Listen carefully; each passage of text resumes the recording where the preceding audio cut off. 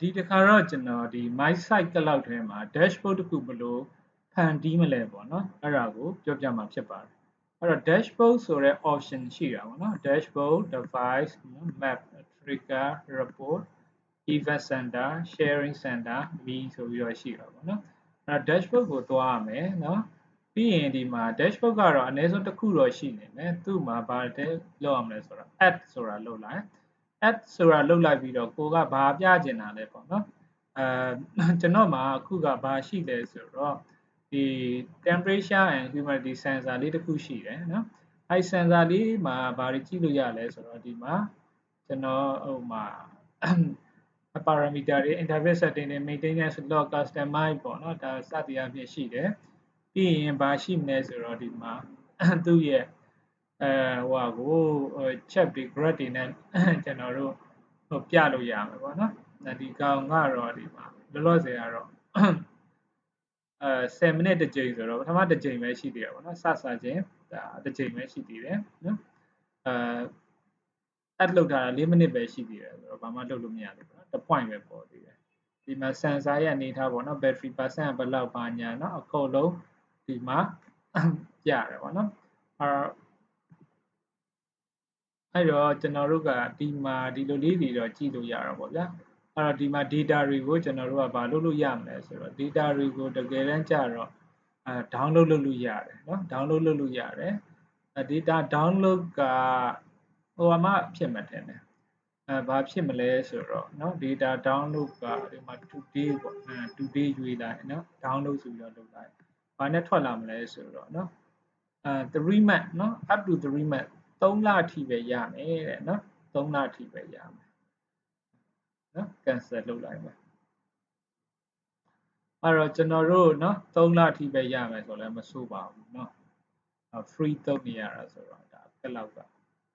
အဲ့တော့ဒီကောင်မဟုတ်ဘူးเนาะပြောချင်တာတော့ dashboard ကိုပြန်သွားမယ်ကျွန်တော်တို့က app လုပ်မယ် app လုပ်တဲ့အချိန်မှာဒီ device ကိုတခါတည်းကျွန်တော်တို့ကဒီမှာ battery temperature humidity ဆိုပြီးတော့3ခုပြတာပေါ့ဗျာအဲ့3ခုကိုတပြိုင်တည်းကိုကเนาะ dashboard ပေါ်တင်မယ်ဆိုလဲတင်လို့ရတယ်အဲ့လိုမျိုးတင်လိုက်တယ်ဆိုရင်ဒီလိုလေး icon လေးတွေနဲ့ပဲပေါ်လာမှာပေါ့နော် icon လေးတွေနဲ့ပေါ်လာမှာအဲ့ဒါကိုကထားပြီးတော့ခုနလိုမျိုးဒီ chat နဲ့ပေါ့နော် line နဲ့เนาะ line chat နဲ့သွားခြင်းနဲ့ဆိုရင် name ကတော့ဒီတစ်ခုခုကြိုက်တာပေးလိုက်ပေါ့နော်အဲ့တော့ name or y1 y2 ကတော့ကျွန်တော်တို့ထားပါတော့เนาะ y ဆိုတာတစ်ခုခုပေါ့ဗျာ auto ထားလိုက်မယ် y2 line ကပါလဲဆိုတော့ pH sensor ရဲ့ temperature เนาะဒီပါပါဗျာTEMP เนาะအဲ့တော့ဒီလိုလေးတွေလုပ်လိုက်ပေါ့ဗျာဒါဆိုရင်တော့ line က2 line ပေါ်မှာเนาะ2 line ပေါ်မှာကြမယ်เนาะ okay ဒါဆိုတော့ကျွန်တော်တို့ line လေး2 line ပေါ်လာလိမ့်မယ်လောလောဆယ်တော့ပါလဲဆိုတော့ point ပဲရှိသေးတယ်ဘာလို့ point ပဲရှိသေးတယ်တော့ data ရောက်ထားတာ